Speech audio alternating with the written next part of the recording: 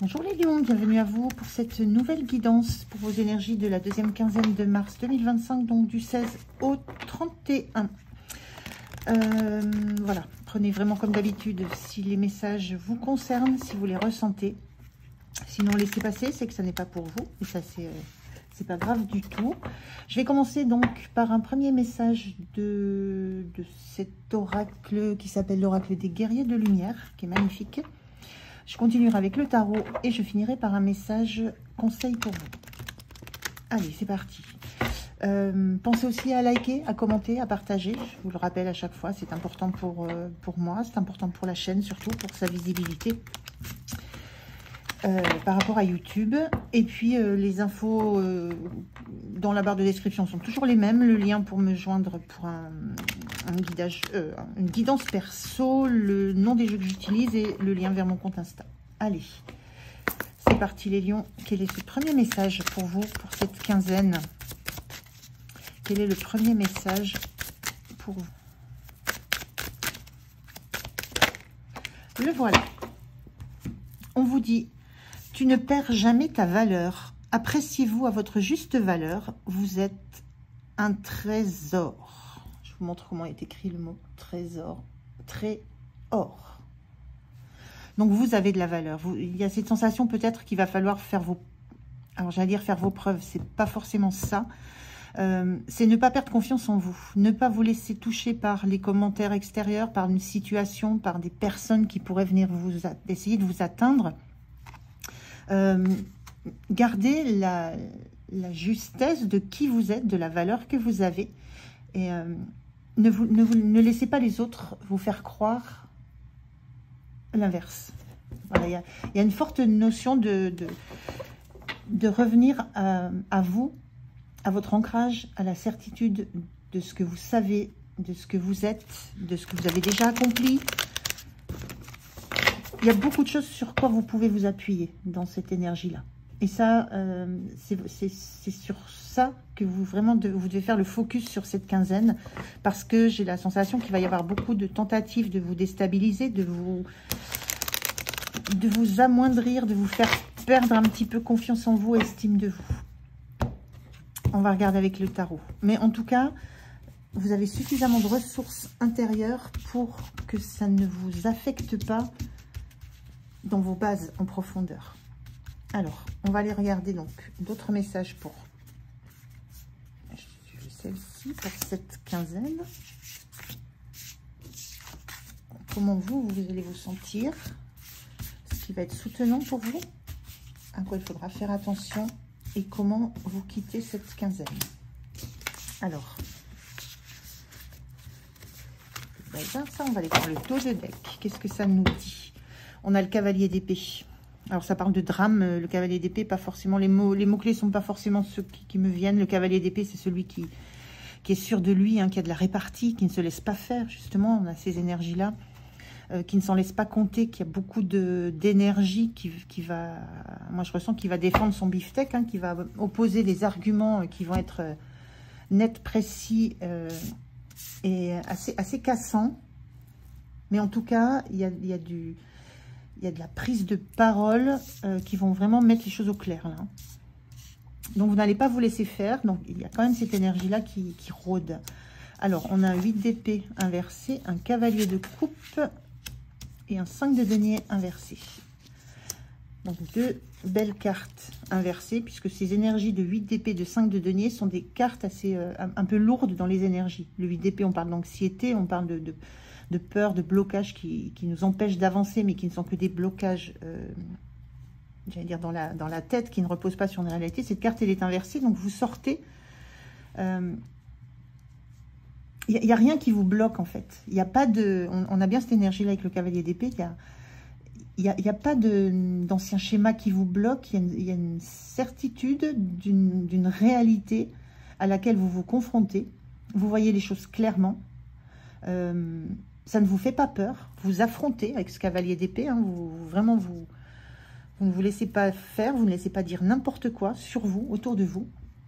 Et il n'y a rien qui vous bloque, ça ne vous ramène à rien d'instable dans votre histoire. C'est en ça que je vous disais, il y a un socle très solide sur lequel vous pouvez vous appuyer. Et effectivement, c'est ce que ça montre. Et on a le 5 de denier qui parle souvent d'insécurité matérielle, financière, d'insécurité à l'intérieur de soi aussi. On peut se sentir, il y a une notion de solitude aussi derrière tout ça, elle est inversée.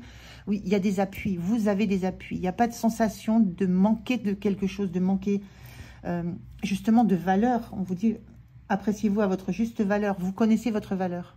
Il n'y a rien qui peut la mettre en cause, il n'y a rien qui puisse puisse mettre votre valeur, ce que vous pensez de vous, de ce que vous avez fait, de qui vous êtes, il n'y a rien qui va pouvoir le mettre en défaut. Donc ça ne vous atteint pas, mais c'est là. Les énergies sont là, donc ça ne va pas être simple, mais vous avez cette force en vous, cette assise en vous qui vous permet de surmonter tout ça. Donc de ne pas laisser ce qui se joue à l'extérieur venir vous mettre en danger intérieur. Et ce cavalier de coupe, ça parle de romance, mais le cavalier de coupe, c'est un cavalier toujours. On est dans les cavaliers, hein, donc on est dans l'idée de mouvement. Il y a une idée d'avancer. Et ce cavalier de coupe, il avance en tenant la coupe devant lui. C'est ce qui montre en premier. Et vous allez... il y a vraiment cette idée que vous n'allez pas laisser les mauvaises pensées, les insinuations, les troubles vous atteindre. Vous allez continuer à avancer selon votre cœur, selon ce que vous avez envie de faire. C'est ce qui vous porte, c'est justement ce qui compte pour vous, la valeur que vous accordez aux choses, la valeur que vous accordez à un projet, à une place que vous avez, à ce qu'il y a de la valeur, oui, pour vous, j'ai déjà dit. Donc vous allez avancer avec ça en avant et il n'y a rien qui va pouvoir vous en empêcher. Il n'y a rien qui va pouvoir vous bloquer. Pas de peur, pas de peur limitante, pas de sensation de manquer de quelque chose. Vous vous sentez en grande sécurité intérieure et ça se voit à l'extérieur. Donc ça ne va pas vous atteindre. Ce qui va se passer autour de vous ne va pas vous atteindre. Il y a une notion, il y a une sérénité et en même temps une capacité à, je vous le disais, à défendre vos arguments, justement à ne pas vous laisser faire, et ça se montre aussi dans le verbe. Et surtout dans le verbe, la façon de communiquer, mais surtout dans la compréhension de ce qui se passe. Comment vous vous sentez en 4 d'épée. Récupération. Ça peut être usant, ça peut être un peu fatigant, et forcément, si en façade, vous montrez une sérénité, vous montrez à quel point vous êtes stable à l'intérieur, à quel point rien ne vous touche, il n'empêche que vous avez besoin de prendre des temps de pause. Le 4 d'épée arrive après un 3 d'épée. Le 3 d'épée, c'est quand on est blessé, on a été touché. Donc ça montre quand même qu'il y a besoin de récupérer de l'énergie, parce que vous mettez beaucoup d'énergie à ne pas montrer à quel point vous piochez dans vos énergies propres qui sont fortes, qui sont solides, qui sont là. Vous n'en manquez pas. Mais en tout cas, il faut faire le plein d'énergie. Il faut vous régénérer. Donc, il y a un besoin de vous régénérer. Vous avez besoin de prendre des temps de pause, de vous isoler un petit peu pour retrouver presque la foi, avec ce que je ressens avec ce cavalier de coupe, la foi dans ce que vous êtes, dans ce que vous faites, dans la façon dont vous faites les choses, et récupérer de l'énergie, parce que vous allez avoir besoin justement d'avoir l'esprit vif, l'esprit alerte. Donc il y a un petit peu cette sensation là vous vous sentez sûr, sécure, mais ça nécessite cependant de prendre des temps de récupération. Le point de soutien, c'est la mort. La mort, c'est une mort symbolique toujours. Ça parle de libération. La mort, c'est souvent on symbolise ça par on coupe des têtes, c'est-à-dire on coupe l'ego. Ce qui vous soutient, c'est que vous n'avez aucune... Vous savez vous détacher de ce qui ne vous convient pas. La carte, la symbolique de la mort, c'est on coupe des têtes, on laisse derrière soi ce qui ne convient plus et on s'avance vers quelque chose de beaucoup plus lumineux ici. Mais on laisse derrière soi tout ce qui est sombre. Et c'est une volonté. Donc là, ce qui est soutenant pour vous, c'est que vous n'avez aucun mal à traverser tout ça et à laisser derrière vous tout ce qui peut être difficile, tout ce qui peut être insécure, toutes ces manipulations, toutes ces brouilles, toutes ces énergies un petit peu sombres, toutes ces attaques contre vous. Donc là, vous êtes capable vraiment de tourner complètement le dos à ça et de ne voir que devant vous le soleil, la lumière, l'objectif vers lequel vous allez. Et tant pis pour les dégâts que ça occasionne. Tant pis pour les gens que vous laissez derrière vous. Tant pis pour les... peut-être aussi des amitiés. Enfin, amitié, quand on en est là, ça n'en est pas, mais pour les relations. Ça peut être aussi ça. Tant pis pour les relations que vous laissez derrière vous. Vous avancez résolument vers cette lumière, vers ce soleil, vers votre objectif. De la même façon que le cavalier de coupe, il avance avec son cœur, donc avec ce qui lui est le plus cher, ce qui compte le plus. Vous avez un objectif, c'est focus, c'est clair, c'est net. Et puis tant pis si ça fait des dégâts autour de vous, parce que vous ne laisserez personne vous empêcher d'atteindre cet objectif. Et vous ne laisserez personne vous atteindre personnellement, intimement, intérieurement, parce que cet objectif, a priori, déplaît, ou fait peur aux autres, ou leur montre leurs propres insécurités, leur montre aussi leur propre incompétence. Le point de vigilance, on a 8 de coupe inversé. Le 8 de coupe qui parle d'introspection, qui parle aussi de regarder le passé, de là où on est. Là, ce 8 de coupe, il est inversé. Donc, il y a cette idée-là, par rapport à ce que je viens de vous dire, de faire attention. Peut-être, la mort, elle est radicale. Hein, ça tourne la tête et c'est terminé. Il y a point de vigilance, il y a certainement dans votre parcours, dans votre histoire, dans cette histoire, des gens ou des personnes de cœur à qui il ne faut pas tourner le dos, justement. Il y a une notion de tri à faire dans les personnes que vous laissez derrière vous. Il y a vraiment cette notion de prendre le temps avant de faire ce tri radical, avant de tourner définitivement le dos à des personnes qui, j'entends, ont été là pour vous, vous ont apporté leur soutien, sont avec vous depuis un petit moment dans ce projet, dans cette situation. Il y a une idée de ne pas être aussi radical que vous pourriez l'être, que vous pourriez avoir envie de l'être, pour vous simplifier la vie, en fait, pour vous dire c'est terminé, ça j'en veux plus, je tourne le dos à ça. Il y a des personnes qui sont avec vous et qui ont été un soutien. Donc, il y a une notion de ne pas mettre tout le monde dans le même panier, de faire attention à certaines relations qui ont existé, qui sont là, qui ont été là, et desquelles il ne faut pas forcément vous détourner. Donc, cette notion de radicalité avec l'amour, elle est à tempérer par la bonne compréhension de ce qui s'est joué, de qui a fait quoi, de comment ça a été fait, du pourquoi. Il y a de la réflexion à avoir autour de ce qui se passe pour vous sur cette quinzaine. Et la fin de la quinzaine, vous avez l'étoile inversée. L'étoile inversée, je l'associe souvent au fait qu'on a du mal à trouver sa place, on a du mal à trouver de l'harmonie. Ça va vous perturber un petit peu. Il y a un environnement dans lequel vous aurez du mal à vous trouver à l'aise, à vous trouver en sérénité. Ça bouscule beaucoup de choses. Votre réponse à ce qui se passe dans cette quinzaine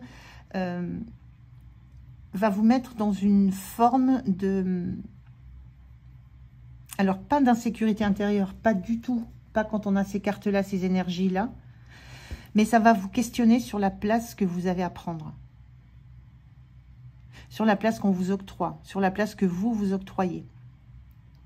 Ça va vous faire réfléchir sur les relations, sur les objectifs que vous avez. Moi, je ressens que vous allez devoir mettre au clair, ça va vous obliger peut-être à remettre au clair les objectifs précis que vous avez. Là, ici, on a une énorme étoile, là, on en a plusieurs. Est-ce qu'il y a d'autres objectifs intermédiaires que vous pourriez envisager avant de ne viser que l'essentiel? Est-ce qu'il y a des choses auxquelles vous n'avez pas prêté attention? Mais il y a vraiment une énergie où il y a une sorte de remise en question, une forme de remise en question. Peut-être de la place que vous avez prise dans cette situation. Ça ne vous remet pas en cause, vous, en tant que personne, ni vos bases, ni le cœur que vous mettez à l'ouvrage, ni les valeurs que vous portez. Ça remet juste en question l'environnement dans lequel vous êtes, les objectifs que vous avez. Est-ce que ça vous rend serein, sereine? Est-ce que ça vous apaise? Voilà, il y a une recherche d'apaisement, une recherche de remise au clair de mise à plat de tout ce qui s'est passé en fait.